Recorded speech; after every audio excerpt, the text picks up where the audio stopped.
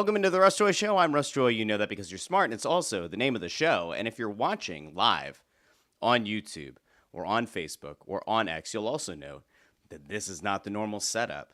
And I'm also dressed like, I don't know, a working human being today. Not in the comfort of my home studio. No, I'm on the road for work. But I said, you know what? I was supposed to do a show on Tuesday, and it didn't happen. And I was thinking about it, and I'm like, before I got on the road, I was like, I could try to do a 15-minute show, but then I was like, is that really the spirit of what this show is supposed to be? Is that what it's supposed to be? And no, the answer is no. So I said, all right, I'm going to do a show once I get to where I'm supposed to be. So here it is. It's a Wednesday. I apologize for the day delay, but I do have to say, I probably picked an okay time to be a little bit late on doing an episode, because the Phillies lost yet another game, and we're going to get into that on today's show. Also, I want to talk maybe just a smidge about the Eagles, but I want to start off today's show, not with a topic, but with an announcement, because I did actually record a show for Friday. First guest in the history of the Russ Joy Show, and it's somebody that I've talked to in the past on Crossing Broadcast, and it's somebody who has a lot of thoughts on radio, which we'll get into a little bit today. But on Friday morning, bright and early, it'll go live exactly at 8 a.m. like it's supposed to. I sat down with Jon Marks, and I will tell you right now, there are some bombshell notes in that episode. He was made an offer by a certain outlet to go and work for them and chose not to. He kind of hints that there's something else in play. But it's very interesting. I promise you won't want to miss that on Friday. It was a hell of a conversation.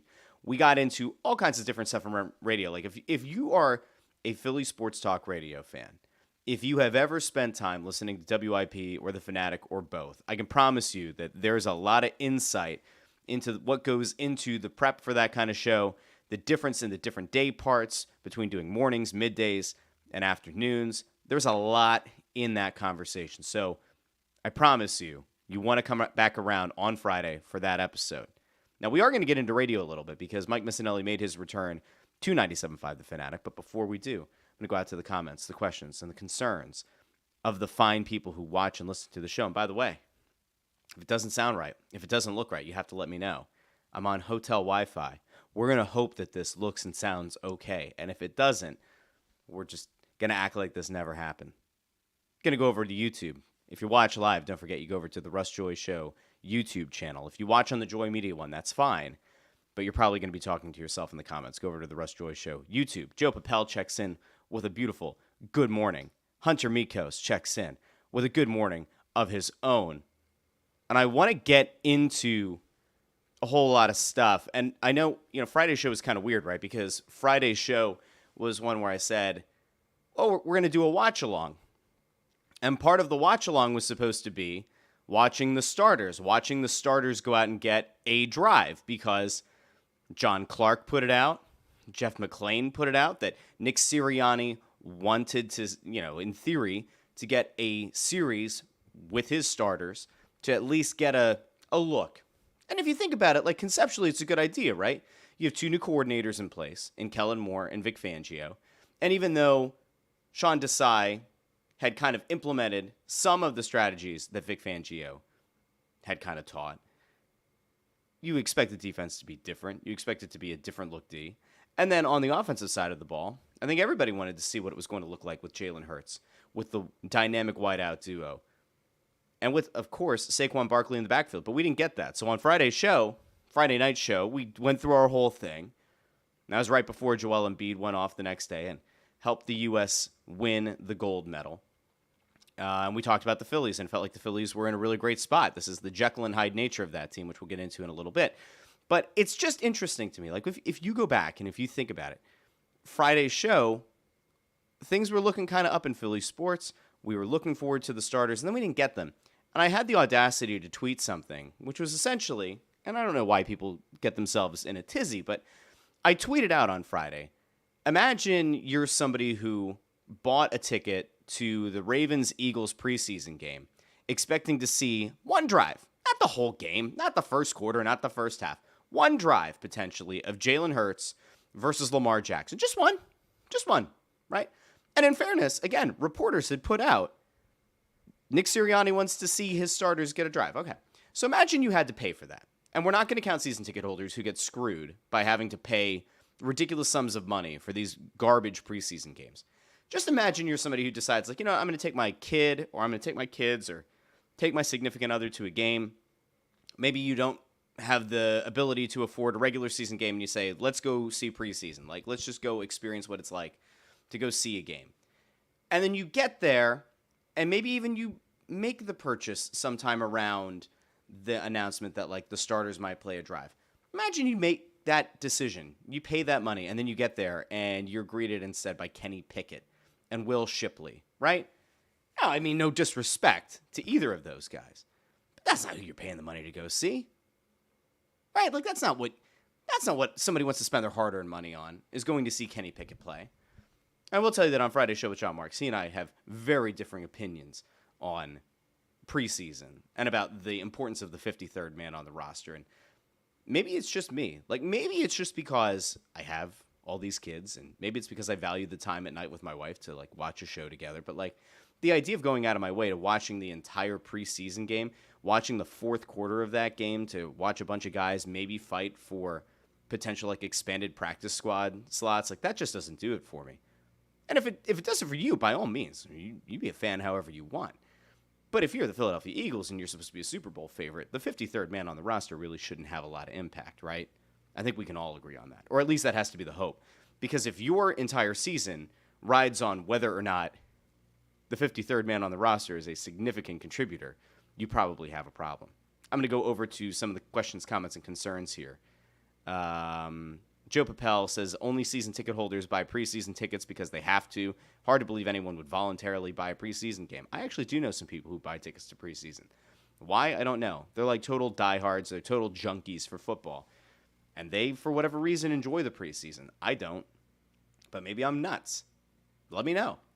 Now, I will say, there have been a lot of things out there about Nick Sirianni, about the compete level in training camp thus far, about joint practices. He said that they were going to be on a short week, so they didn't want to get 2 joint practices in. They only wanted to get 1. I'm not saying that the Eagles have gone soft, okay? And I'm not saying that I yearn for the days of Andy Reid's 2-a-days.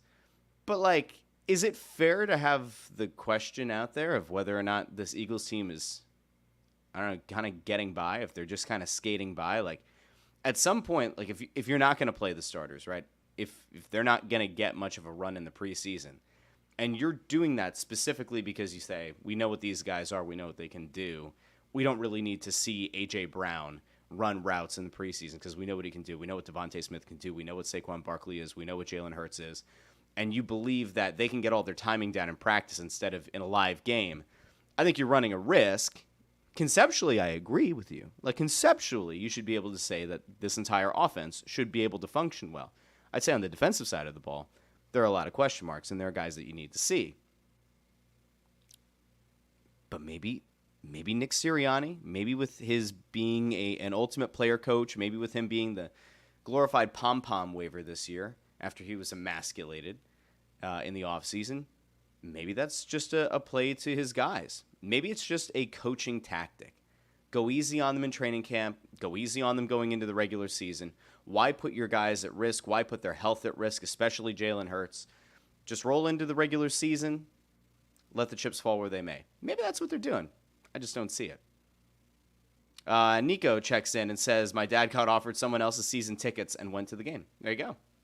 Not bad. That's not a bad return. Free. Free always seems better, right? All right. Let's move on to your team, your town, your Philadelphia Phillies. And then we're going to get to the radio. The Phillies. It's like I said earlier, it's the ultimate Jekyll and Hyde. Of exactly 1 week ago, I started sounding the alarms. I raised legitimate concerns about this team. I raised legitimate concerns about the rotation, about the lineup. Not as much about the bullpen because I thought Estevez was going to kind of stabilize things. But it all came back to the rotation. And one of the big things, like, at this point, like, if you're new, okay, you can always go back and find the episodes wherever you get your podcasts and on YouTube. But, like, I've been pretty consistent about this to this point. You're one Zach Wheeler injury away from this thing going to shit. You are dealing with Aaron Nola, who's a head case, who is as up and down as it gets. Ranger Suarez was pitching arguably above his level. I don't think he's a Cy Young caliber pitcher, but he was through the first half of the season. Christopher Sanchez looked like an absolute stud, not a fourth starter on the team. And then you went into the season saying that Taijuan Walker was going to be your fifth starter and that was going to work, even though we all knew it wasn't. And even though there were people like me who wanted Spencer Turnbull to get that shot, fine. Fifth starter was going to be a question mark. And through the first, month and a half, you had four guys in the top of the National League in ERA. You sent multiple pitchers to the All-Star game. Everything looked hunky-dory. But right before the All-Star break, you started to get some potential injury concerns with both Suarez and Wheeler. And what's happened now is, by virtue of Dave Dombrowski saying, we don't need to go get a starter at the deadline, we don't need to fortify our rotation, you've now put yourself in a perilous predicament. And so we can look at what's happened over the last few games for the Phillies. And I know that, to some extent, I kind of beat this drum about the rotation. But, it doesn't make it an unfair statement to say that the Phillies royally screwed up by not addressing the rotation, okay? Just because the hitters don't hit, it doesn't negate the fact or the validity of saying that the rotation is potentially a mess and that the rotation is a genuine concern. And for whatever reason, I put this out last night on Twitter that, Dave Dombrowski, this, what is viewed as an excellent executive, one of the best executives in Major League Baseball, a guy who knows how to build a team. He, for whatever reason, decided that this team didn't need another starter. Fine. He was wrong, but fine. Sometimes you have to trust that the highly paid, highly respected executive with a ton of experience might know what he's doing. I mean, hell, Pat Gillick was called Stan Pat, right? But this is the problem. You go to last night. Phillies get shut out by the Marlins, right? Which is a terrible result, okay? And I'm not going to sit here and make an excuse for the lineup that continues to underwhelm and has been a problem, really, for the most part, since the All-Star break. You can even go back to the London series if you want, but certainly post-All-Star break. They got shut out. But last night, what did the Phillies have to do? They had to turn to their fifth starter. Their fifth starter, for whatever reason, once again, they've gone back to Taijuan Walker because they are convinced that he is a legitimate Major League Baseball caliber pitcher. And he's not. There's a reason that Mets fans were happy to watch Taijuan Walker leave.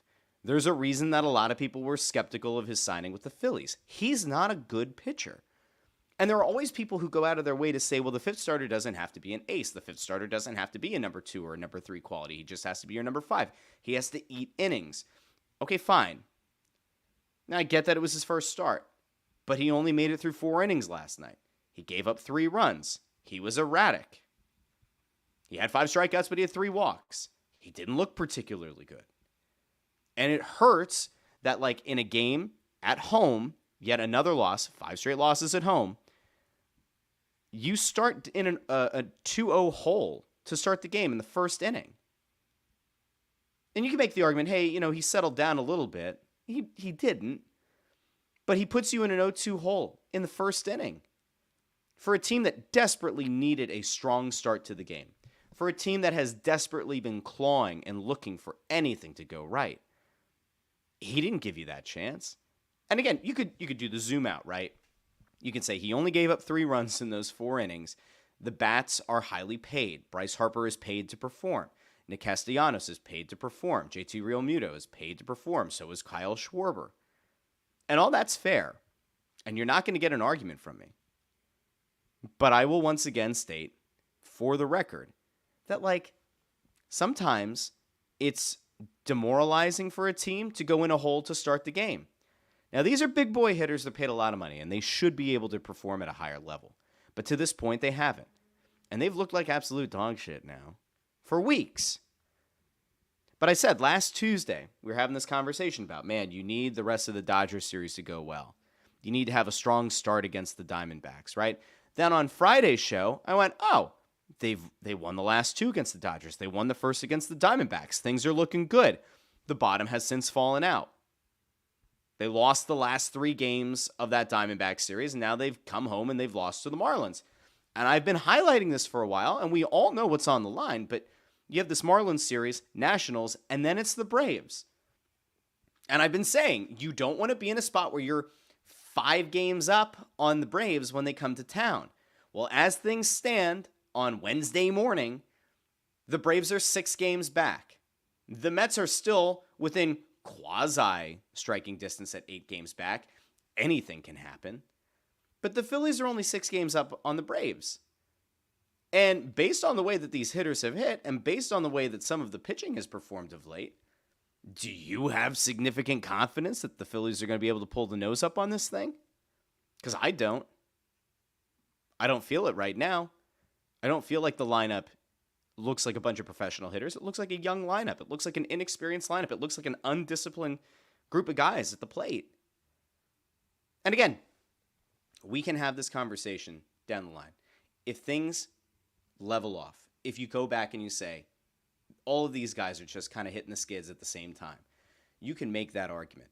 But there is the theory that, like, the Phillies might have peaked too early. They're like peaked in high school Rob Lowe.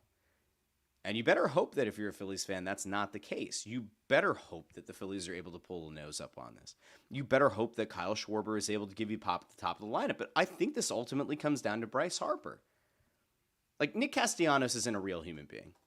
Nick Castellanos is not a guy that you can ever rely on. Nick Castellanos is at best a streaky, hot and cold hitter, the same way that Pat Burrell was. That's all he is. You're never going to be able to rely on Nick Castellanos to be a consistent hitter for this team, ever. Like, those days are far gone. He's never been that guy since he's gotten to town. But I look at Bryce Harper and I say, like, what are we doing, man? 1 for 4 last night. He had an 0-for in the finale against the Diamondbacks. Now, we can go back to the Yankees series. The Yankees series is the one where the Yankees have been inconsistent all season, but they showed up for that series. They knew that was a potential World Series matchup.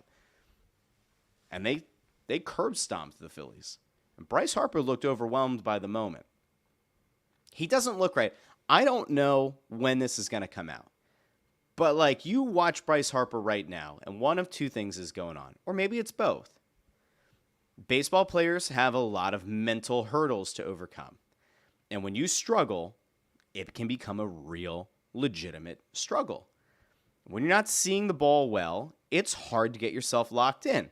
The good thing about elite hitters like Bryce Harper is that conceptually, you should be able to get yourself back in position to lock in. And once you do, you go on one of those kind of legendary runs where he's slugging at a ridiculous rate. Maybe he's hitting around 300 or better for a 10-game stretch.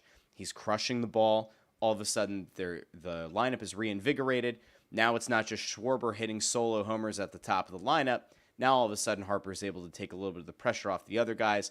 You stop gripping the bat as tightly. Everybody starts to just relax a little bit. But when Harper's not performing, this team isn't good. And it's a shame because, again, in theory, given the amount of money that they're paying Nick Castellanos, given how much they paid the best catcher in baseball, JT Realmuto, you would expect better. Given the amount of money, the Brinks truck they backed up for Trey Turner, you would think that 2 or 3 of these guys at the same time would be able to get on the same page and hit. And yet they're not. I'm not going to sound all of the alarm bells, but it's concerning, and it has to be. And again, if you're in the camp that this Phillies team has peaked too early, like, what's the alternative? Like, at this point, if the Phillies have shown you the best they can be, then what is the rest of the season? Like, do you expect them to play under 500 like they have since the break? They have the 2nd worst record in baseball since the All-Star break, only ahead of the Chicago White Sox, who are absolutely abysmal. Like, do you expect them to play just 500 ball? Do you expect them to play slightly under 500? Like, I don't know. But I'll tell you what. You could have the chicken or the egg argument, right? You can make the argument that if pitchers get behind early and puts too much pressure on an already struggling lineup, you're screwed. The inverse is, if the hitters aren't hitting and the pitchers go out expecting that they have to be perfect every time out, that puts undue pressure on them. I don't have a great feeling about this. I truly don't. And at this point, like, I know that there are people in the city who truly believe that the Phillies are still the best team in the National League and are going to go on to win the World Series. My co-host on Snow the Goalie, Anthony Sanfilippo, he is still very much in the camp that the Phillies are going to be fine. Baseball is a long season. People like me are, applying the Eagles mentality, the 16, 17 game mentality to a 162 game season, but it's not. I don't care about the individual game results. I don't live and die with every Phillies game. But when I go macro view and I look at the entirety of a series, or I look at the last 3 or 4 series and I say, this is bad, and a lot of the issues that have kind of become prevalent look no longer like anomalies, but might be the new baseline for this team, it is a concern, and it should be concerning. I'm just looking here. So today, on Wednesday night, Edward Cabrera is going to be on the mound for the Marlins, taking on Tyler Phillips. Phillips has been solid enough. 4.83 ERA is not anything too fantastic, but like he's been okay. The real thing is tomorrow, right? Because tomorrow you start that series against the Nationals, and Zach Wheeler's slated to be on the mound. Zach Wheeler hasn't been flawless in his last few starts, and Wheeler's a guy that they desperately need to step up in a big way. Like against the Yankees, he gave up 7 earned runs in 5 innings. It wasn't a great showing. He bounced back in Seattle, 8 innings, shut out the Mariners. Great start. This last one against the Diamondbacks. 2 runs, 6 innings. You hope that he's kind of regained his form. But they desperately need him to pitch like an ace tomorrow. Because if he doesn't, I don't know, guys. Like, I don't know how you can like feign optimism. It's not my thing. You need Wheeler to set the series tone in the opener against the Nationals. And then you go to NOLA on Friday, and everybody knows how I feel about Aaron Nola. You have no idea what to expect. I'm going to go over to the comments because there are many of them here about your team, your town, your Philadelphia Phillies. And then we're going to move on to the radio stuff, unless there's anything else that people want to get to on today's show. But that's where I'm at. But if there's anything else that you've seen or heard that you want to go to, by all means you can. Let's see. Reed DeFord checks in, says Taijuan Walker stinks. Just DFA him already and agree he's burnt money. There's like this old concept, right? Like sunken costs shouldn't factor into future expenditures. Like just because you gave him an exorbitant deal, far more money than he deserved based on what he had been before he got here, just because you gave him that money doesn't mean that you should feel obligated to try to make it work. Taijuan Walker stinks, and that's okay. He's not a particularly good pitcher. You could make the case that, yes, he could be a 5th starter for a bad team. He can't be a 5th starter for a team that has now all of a sudden found themselves in a potential dogfight atop the NL East. That doesn't work. It doesn't pass the smell test. Let's see. Ford says the Phillies suck. I'm out on them entirely. They are who I thought they were. Now they'll be overpaid for years, gradually going downhill. I mean, good God. Ford's falling apart. You can tell. Ford's having a rough time with the Phillies kind of falling apart. Ford also asks if I was admitted to a psych ward. I know, this hotel room is not... Listen, I didn't pick this hotel. This is the hotel that somebody in our company picked. I don't know the last time some of you have traveled, right? So I was in Houston 2 weekends ago for our anniversary. Had a really big, beautiful room. It was great. Fantastic. I am now in New York, and it feels like every New York hotel has now like pivoted off of having like normal-sized hotel rooms to like ones where like, thankfully I'm a small guy. If I were like 6'5", I don't know how I'd exist in this room. But like, I stayed at a Citizen M once, and I don't know, well, I'm not going to tell you which hotel I'm staying in, just, security, right? But like, it takes like 7 paces from walking in the door to hitting the bed, which is up against the wall, which is up against a window. I don't know what happened. I don't know where hotels decided that this is okay. I mean, in theory, if you're traveling by yourself, it's not a big deal. You shouldn't need a big room. But like, if I were traveling with a family, and I've seen a bunch of families at this hotel, I don't know where everybody's staying. Maybe the rooms are significantly bigger in the family rooms. Maybe that's it. But just little old me here. No. All right, let me see. There was one other thing I saw over here. Joe Papel, I think, was kind of going back to the Dombrowski thing about choosing not to go after another starter. Joe says, kind of like Ruben opting to bring Pedro Martinez out of retirement in 2009 instead of getting Halladay deal done. Ruben's delay till the offseason ruined a chance to repeat. And you can also make the case that like they compounded that mistake, right, by trading Cliff Lee, where it's like, yes, you could have theoretically had both Halladay and Lee, and they didn't. That's assuming they could have executed both of those trades in 2009. Maybe they couldn't have. Like, it would have been a hell of a thing to make the Carrasco trade for Lee and then turn around and trade Drebeck and Don Brown at the same deadline for Halladay. Cliff Lee was so good in the postseason, was so good in that World Series that I don't actually think that Doc Halladay would have changed anything for you. I don't think he would have won you that World Series in 2009. But yeah, I mean, in theory, if you could have had Lee and Halladay going into that World Series against the Yankees, yes, like maybe that would have been the thing that would have, flipped it. Okay. Let's see. There might have been one other thing over there. Cletus Gibbs checks in over on X, which means that Cletus was, he's followed the instructions. You click on the video, you pull up the old Periscope view, and you can comment in there. It says, I'm ready for Mishkov. I'll tell you what, as if there weren't enough pressure on Mishkov already just to perform from the Flyers fan perspective, if the Phillies flame out, yeah, there are going to be a lot of eyes on Mishkov. If that Eagles season doesn't start off like gangbusters, the city's going to burn. I mean, it's going to get ugly. It's going to get ugly fast. Speaking of getting ugly fast, Mike Missanelli went on 97.5 The Fanatic in his return. I'm not saying that Mike is ugly. You can make your own determination on whether Mike is ugly or not. But Mike got a little bit ugly with some of his initial comments. And he did something. Jon Marks and I talk about this on Friday's episode, which you should absolutely listen to and subscribe to the show if you haven't already. But Mike Missanelli did something that I have been practically begging anyone on The Fanatic to do for quite a while, which is, can somebody please just bring up what's happened with like Howard Eskin? Can somebody bring up things that are going on at WIP? Can somebody like maybe mess with, screw around with, make light of, make fun of the other station to try to get a little bit of heat, to get a little bit of excitement, to get some headlines?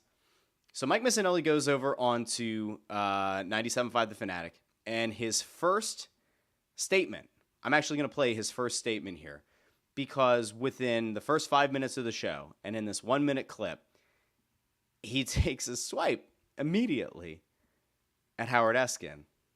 Absence makes the heart grow fonder, I guess. All right, we're going to throw over to that now, and then we'll come back. Here we go. I promise one thing. There won't be any dumbass hot takes here. I mean, since I've been away, people have come up to me saying, I haven't listened to a lot of sports talk radio. This guy on this other station said this, they need to move Trey Turner to right field when he comes back from his injury. Or Bryce Harper doesn't run out balls all the time. And opinions like that, to me, are an insult to Philly sports fans. Because it's... Okay, so that obviously is not about Eskin. That's about some of the other hosts at WIP. All right, we continue. It's just immature nonsense. Philly fans deserve better than that. You deserve the truth. You deserve logic. You don't deserve hot takes. Now, we're going to go deep into hot topics, but they'll be always based in good logic and analysis. And here's one last thing. Here it is. There won't be any unwelcome kisses. All right? Not even to Bill or Ray. Is that okay with you guys? Well, 6 minutes in, we're off to the races here, Ray. No unwelcome kisses. So no unwelcome kisses. So there it is. Like there he is taking the shot at Howard Eskin. Will Howard Eskin respond on Saturday? Unlikely. Very highly unlikely, given the way that he addressed the situation on his own show, which was essentially like, sorry I got caught. It was a weird statement. It was just strange. So anyway, Missanelli goes on the offensive. Now, it's interesting for a few reasons. One, the Fanatic has been losing, and losing really badly, ratings book after ratings book. Like, it's not even close. Like, this isn't Coke and Pepsi. This is like Coke and RC Cola. Or this is like Coke and the store brand at ShopRite. No offense to the fine folks at ShopRite.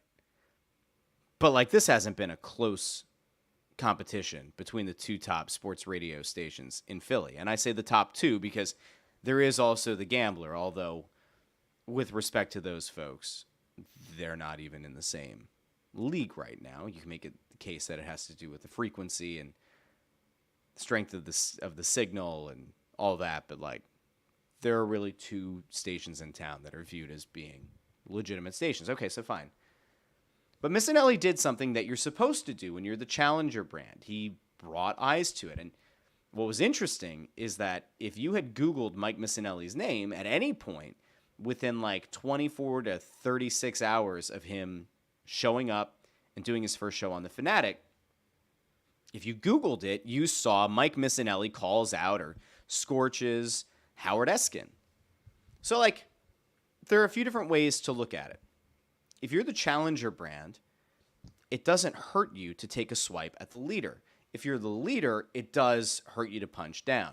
So WIP has at no point had to acknowledge the mere, like even the existence of the Fanatic because they've been so far ahead for so long. The mornings are a blowout. The middays have been a blowout. The afternoons have been a blowout. Now, obviously, 97.5 believes that Mike Missanelli is going to be able to give them a fighter's chance in the middays against Joe Giglio and Hugh Douglas. I like Joe and Hugh's show. There's also a certain nostalgia factor that hits listening to Missanelli on the radio. And I don't want to give away too much of the conversation that Marks and I have that you'll get to hear on Friday, but like when you think that one of these hosts, one of these kind of institutions is gone and then they come back, there is a certain curiosity factor. There is a certain nostalgia factor. Like if Tony Bruno were to come back to Philly Sports Talk Radio, right? If that were to happen, which it won't, but like if it were to, people would get excited. I mean, listen, when Tony Bruno did, it was a day that he and Mays filled in for Nick Cale on, I think it was 12:10. Everyone knew, like, this isn't a sports talk show. It was just the idea of Bruno and Mays being reunited for one day. People lost their shit. It was like a whole big thing. Now, if you didn't like Tony Bruno because of his political takes, you certainly weren't going to go listen to that show.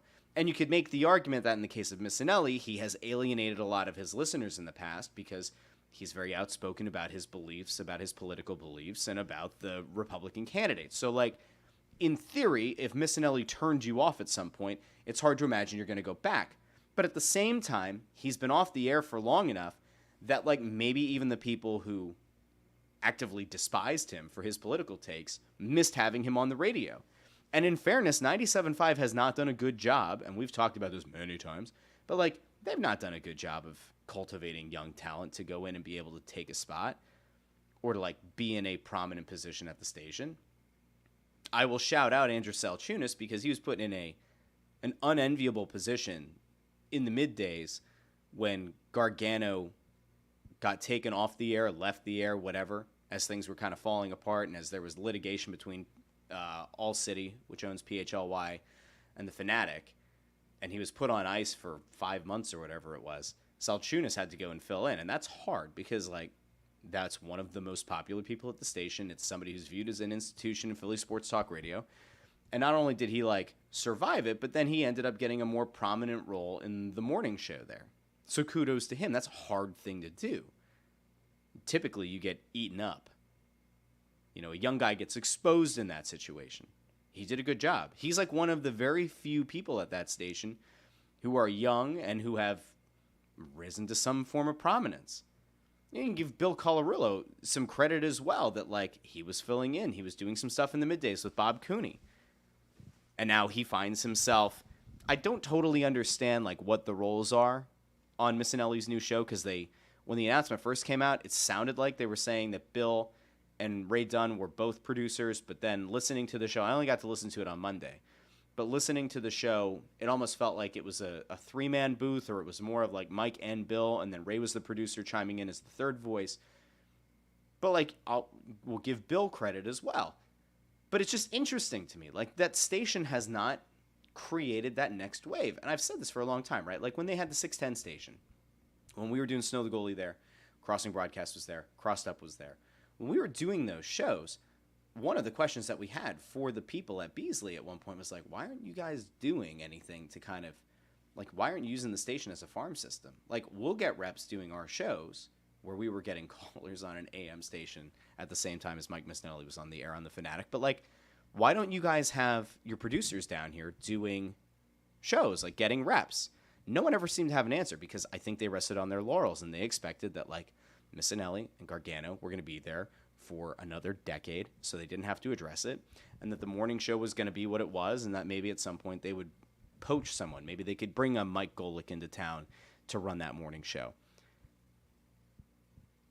But having Missanelli back is interesting. It's a legitimately interesting development if you're a Philly sports talk radio fan. And I would love to know from people if you're going to listen. I'd love to know if Did Mike turn you off at some point because of the political leanings and his tweeting? Or will you still listen regardless? It's going to be interesting to see what the ratings look like. We won't know until the winter, I guess, because the fall book, or in the fall we'll have the summer book. In the winter we'll get the fall book. And in theory the fall book will give you at least some indication of how Missanelli performed head-to-head against Giglio and Hugh Douglas. I don't know if he's going to win right away. I certainly expect that that's going to be the tightest time slot. The thing that's really hard is the lead-in. Like when you look at those 3 time slots, morning, middays, and afternoon, your lead-in is really critical, right? With the Fanatic, the morning show is led in by syndicated programming, whereas at WIP, you're listening to a local host who leads into the morning show. That's not a big thing because those times are ridiculous. But when you're talking about that midday slot, you're talking about a show at WIP that I think in the most recent ratings, at least from what I saw, was doing 3 or 4 times the listener number that the Fanatic was, right? So just do very basic math. For every 1 person listening to the Fanatic, 4 people were listening to WIP. That is a really strong lead-in for that midday slot. So if the Fanatic can't get their morning show number up, they're going to have to totally bank on the idea that people are actively changing the dial to listen to Missanelli. And again, because he's built up as much equity with this fan base as he has, because he's kind of built up this trust and this understanding, and he is kind of an institution, in theory, they can probably bank on a certain percentage of listeners to actively choose to listen to the station in the midday.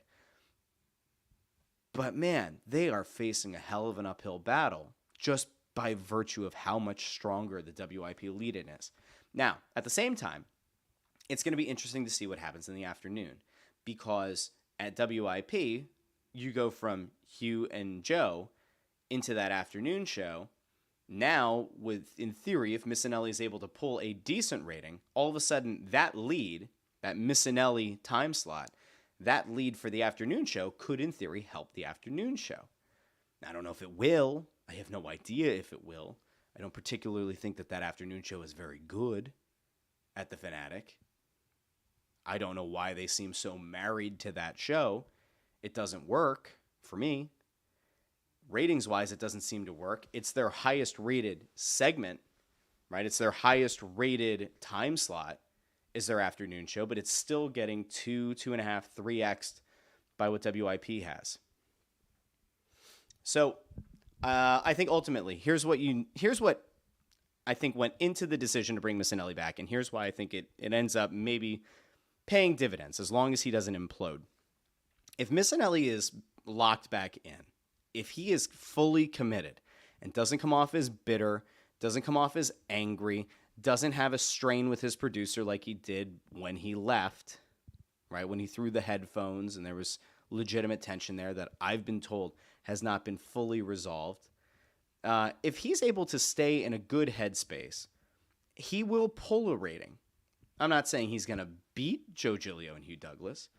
I'm not saying he's going to be like tied with them, but you would have to think that he's going to pull a significant number of listeners away.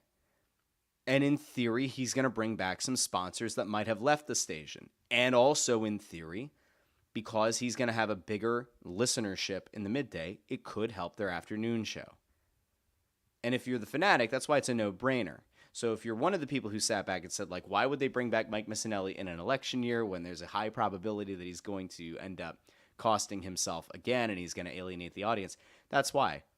It's advertising, and it's the idea that maybe it's going to help the station as a whole. Now, does everybody know Mike Missanelli's back?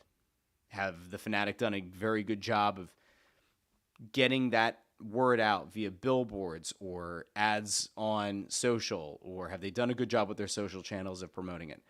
Not necessarily. A lot of people that I know that are casual listeners to Philly Sports Talk Radio, the only reason they knew that it was happening was because of a story on Crossing Broad. They had no idea otherwise. It wasn't a big, long lead up, right? Like, they only announced it about a week ago that he was going to be coming back. They didn't, like, roll out the red carpet with, like, a huge media blitz to try to make it known. I don't think he's been doing interviews on all the local TV stations to announce his return. But you have to figure that at some point, they're going to, in theory, put the foot on the gas, and they're going to make it a much more well-known thing that Mike Missanelli's back. But I want to know from the people in the comments. It can either be, live now or after the fact. I want to know, like, are you going to listen? Now, I see a bunch of comments coming in, so we're going to go over there. Let's take a look at what people are saying about Mike Missanelli's return to Philly Sports Talk Radio. Nat Marlowe says, Missanelli being back was a breath of fresh air. It was the first time since Jon Marks left WIP that I listened to a full radio show on either station. That's saying something. Joe Papel says, Mike's back from vacation. Remember, there were a lot of rumors. And I'll put this out there.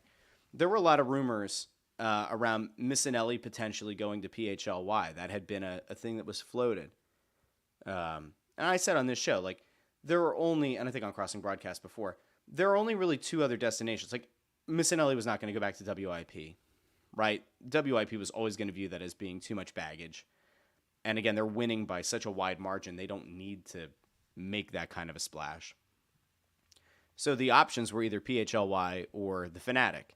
Well, PHLY is already paying an exorbitant amount of money for Anthony Gargano to get the audience that he's getting and to get the listener and viewer numbers that he's getting, which you can find on their YouTube channel. They're not, like, blowing anyone out of the water. Like, Gargano's not getting 2,000 or 3,000 concurrent viewers and then, 7,000 or 8,000 on a 48-hour beyond the episode airing, right, in that kind of window. So he's not blowing the doors off anyone. So, like, the idea that they would pay Mike Missanelli six figures or say, here's a $95,000 salary and you get to have, like, a 70-30 rev split of any advertisers you bring, like, that probably wasn't going to happen. Also, if you're Missanelli, like, why do you want to do that, right? Like, why would you want to have to try to chase down advertisers like that at that point in his life? So it was kind of clear, like, he was going to potentially only go back to the Fanatic. That was the only option. And once Joe Bell was kind of unceremoniously dumped by Beasley, it felt like, all right, it's probably going to happen. And it did. Nat Marlowe says that this is the best show that Mike has had since Jason Martinez was his producer. Reed DeFord does not believe in a big way in Missanelli's ability to shift the ratings. Says it'll still be a blowout win with WIP. Cletus Gibbs says I won't listen to Miss. He took the conservative bashing too far. Peter over on YouTube says love it. Andrew Fawcett checks in a little bit late, and that's okay. Hello, Andrew. Good morning. Jamie over on YouTube says the smartest thing 97.5 does is the YouTube stream. It's the only way I'll tune in for Mike here and there. Sounds dumb and lazy, but it's just easier while working, in my opinion. Jamie, I think that it's a perfectly valid point to make. It's the one thing that 97.5 does that strategically makes sense. I've said this for a while. Their social game should be so much better. Missanelli taking that little shot at Eskin is the exact kind of thing that their hosts should be doing. Jon Marks and I talk about this on the Friday show, but like when the Elliott Shore Parks thing was going around and everybody was talking about it, when Deshaun Jackson kind of called him out, the Fanatic was quiet, right? When the Howard Eskin thing came out, the Fanatic was quiet. Those are opportunities to potentially go after the opposition and to try to get some headlines, and they didn't take it. But the YouTube stream is smart. It's definitely a smart play for them. Let's see. JToxic49 says 97.5 afternoons are brutal. Taijuan is decent, but he shouldn't be the main guy. Yeah. That's a nice way to put it. Yep. It's not a good show. It's just not. It's brutal. I know that I think it's Ford in the comments typically doesn't like Broads, but like Broads actually understood how to market a show to a very internet and social media friendly audience, and he was the one that got let go. That was a poor strategic move. I digress. Peter, that's right. I guess Peter's teacher says got planning during Mike's first hour.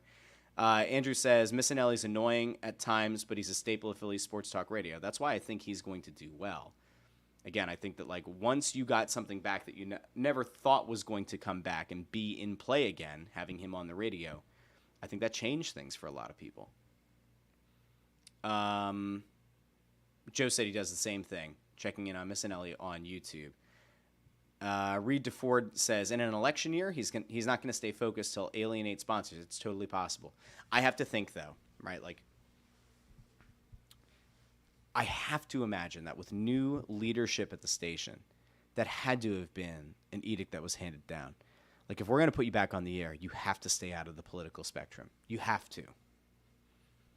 They probably told him he's fine to do whatever he wants on his Twitter, because Twitter's Twitter.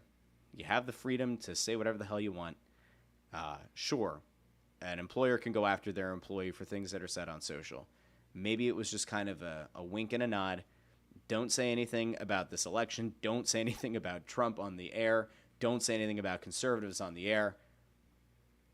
He has to realize that it was a poor strategic move, and that ultimately, if he's going to try to get some kind of market share in the middays, he can't lean into it. He just can't.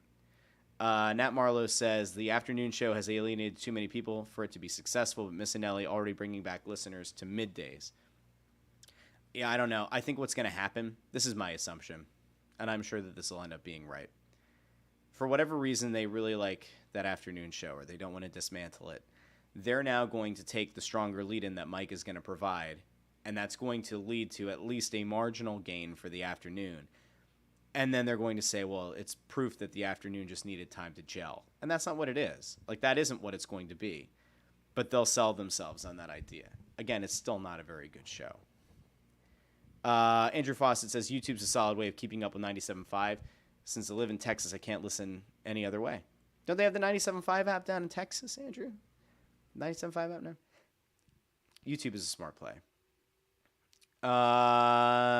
Let's see. Nat says, the funny thing is Missanelli being back got me listening to more of Kincaid and Salchunas. It's interesting because it doesn't necessarily have like the inverse effect, right? Like a stronger midday show doesn't necessarily mean that more people are going to all of a sudden tune into the mornings, but maybe it does for like the last 10 minutes of the show, the last 15 minutes of the show, that kind of like crossover time. Like maybe you are more apt to just say, you know what, I'm just going to pop on the Fanatic because I want it to be there for when Missanelli comes on the air. It's possible. Obviously, like the bigger play is the stronger lead into the next hour or into the next show. But Nat might not be alone. Let's see. Oh, Andrew says that the app isn't consistent. Okay. I think that's it for today. I think so. I want to thank everybody who joined me live. I want to thank everybody who listens after the fact in the podcast feed. Make sure if you haven't done so, that you subscribe to the Russ Joy Show YouTube channel, that you subscribe wherever you get your podcasts. Leave a 5-star rating on Spotify and Apple Podcasts. If you can leave a 5-star review on Apple Podcasts, I'd appreciate that tremendously. Don't forget Friday, Jon Marks on the show. It was a hell of a conversation, and there are a lot of things that are probably going to make at least a little bit of a news. Find out who made him an offer, who made him a job offer that he ultimately chose not to take. I can promise you that it's going to be notable. I have a feeling that a Crossing Broad might run something about it because I haven't heard anything. I haven't heard this get reported anywhere yet, so I guess it'll be an exclusive here on the Russ Joy Show. So again, Friday morning, 8 a.m., it'll be scheduled to go up. It won't be a live episode, but it'll be a live episode. Tune in, comment on it, do all the things that you normally do, and I'll pull up some of those comments on Tuesday's show. In the meantime, let's hope the Phillies don't totally fall apart. Let's hope that things get back on the right track for your team, your town, your Philadelphia Phillies. If anything crazy happens over the next few days, I do have my stuff to record, but I wanted to make sure that I had a show ready to go on Friday in the hopper. So that's what we're going to do. But if anything absolutely insane with the Phillies happens, maybe we'll do an emergency episode. But until then, I want to thank everybody who joined in live, and I will talk to all of you, sort of, on Friday on the Russ Joy Show, and I will certainly talk to you all again next Tuesday here on the Russ Joy Show. Thanks so much for listening, maybe even watching. I'll talk to all of you very soon.